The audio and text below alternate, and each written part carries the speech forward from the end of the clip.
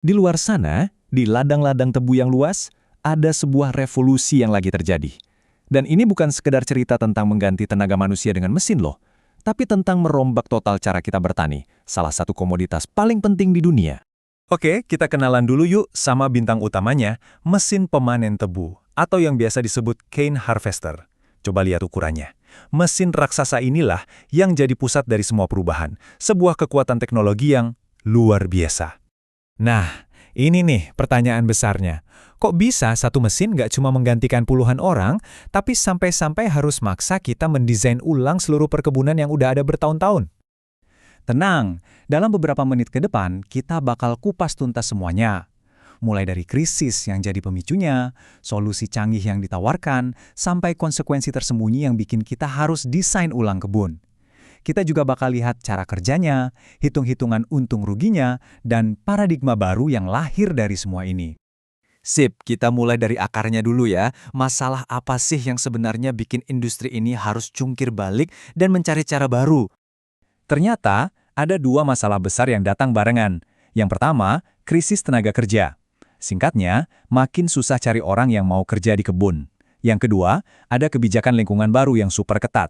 Dulu kan, daun tebu kering biasa dibakar, biar panennya gampang. Nah, sekarang itu dilarang keras, jadi cara lama udah nggak bisa dipakai lagi. Nah, di tengah krisis kayak gitu, industri butuh jurus pamungkas. Dan jurus itu datang dalam wujud mesin baja raksasa ini. Kerennya, mesin ini tuh kayak jawaban instan buat semua masalah tadi. Pasokan ke pabrik, jadi lancar jaya, dan bisa diprediksi. Kualitas tebu, tetap segar, soalnya proses dari potong sampai giling itu harus kurang dari 24 jam. Hasilnya juga lebih bersih, plus sisa daunnya itu loh jadi pupuk alami buat tanah. Bener-bener efisien di semua sisi. Eits, tapi tunggu dulu. Disinilah ceritanya jadi makin seru dan rumit. Ternyata, nggak bisa asal ganti tenaga manusia dengan mesin aja. Ada syaratnya. Dan syaratnya nggak main-main. Analogi ini pas banget buat ngegambarin situasinya. Punya mesin ini tuh kayak beli kereta super cepat. Anda nggak bisa kan jalanin kereta cepat di rel kereta biasa, Anda harus bangun jalur khusus berkecepatan tinggi. Nah, sama, Anda nggak bisa bawa mesin ini ke kebun biasa. Justru kebunnya yang harus dirombak total buat si mesin. Syarat pertama, skala. Mesin ini butuh lapangan bermain yang luas, minimal 6 hektar tanpa jeda. Kalau kurang dari itu, wah jadi nggak ekonomis, nggak efisien. Syarat kedua, presisi. Ini gila sih. Jarak antar barisan tebu harus pas banget, 165 cm. Nggak boleh kurang, nggak boleh lebih. Bleset dikit aja, ban mesinnya bisa ngelindes calon tanaman buat tahun depan. Fatal akibatnya. Dan yang terakhir, dia butuh lintasan lurus yang panjang, minimal setengah kilometer. Kenapa? Biar gak buang-buang waktu dan solar cuma buat belok-belok doang. Jadi waktunya benar-benar dipakai buat memotong. Nah, kalau semua syarat tadi digabungin, hasilnya ya kayak gini. Ini udah bukan kebun lagi namanya, tapi lebih mirip pabrik outdoor yang super teratur. Setiap jengkal tanah, setiap baris, itu semua dihitung presisi untuk pergerakan si mesin. Oke, kita udah tahu kenapanya dan syaratnya. Sekarang penasaran kan gimana sih cara kerja mesin keren ini pas lagi beraksi di lapangan? Jadi, cara kerjanya itu kayak tarian yang terkoordinasi. Ada 4 langkah utama. Pertama, pembukaan. Mesinnya bikin jalan dulu buat kendaraan lain biar bisa masuk.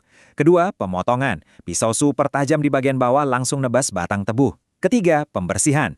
Tebu yang udah dipotong langsung dicacah jadi potongan-potongan kecil, sambil ditiup angin kenceng buat misahin daun-daun keringnya. Terakhir, yang keempat, pemuatan. Potongan tebu yang udah bersih itu langsung dilempar ke trailer yang jalan persis di sebelahnya. Canggih!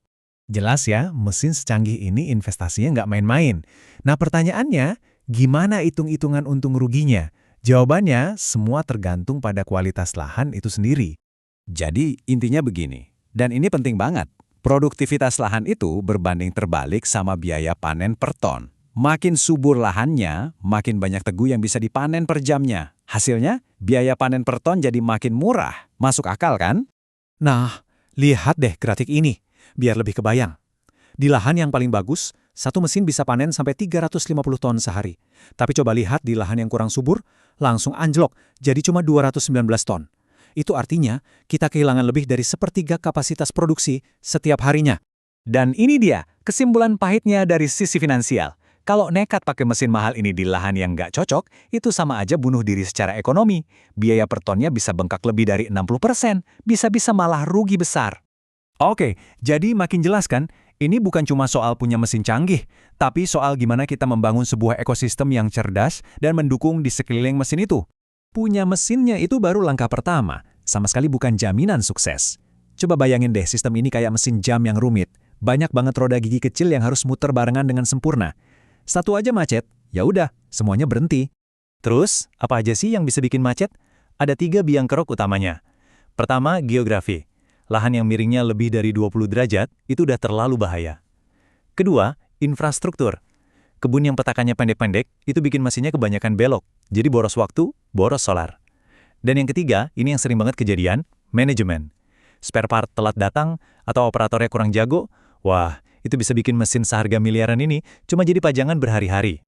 Jadi, pada akhirnya, sukses dengan sistem ini tuh bukan sesuatu yang sekali jadi terus selesai.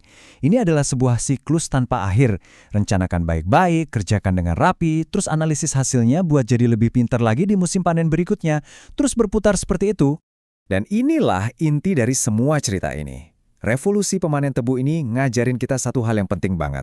Masa depan pertanian itu bukan lagi cuma soal mesin yang lebih besar atau lebih cepat, tapi soal seberapa cerdas kita membangun sistem di sekeliling mesin itu. Sebuah sistem di mana teknologi, perencanaan manusia, dan alam bisa bekerja bareng secara harmonis dan optimal.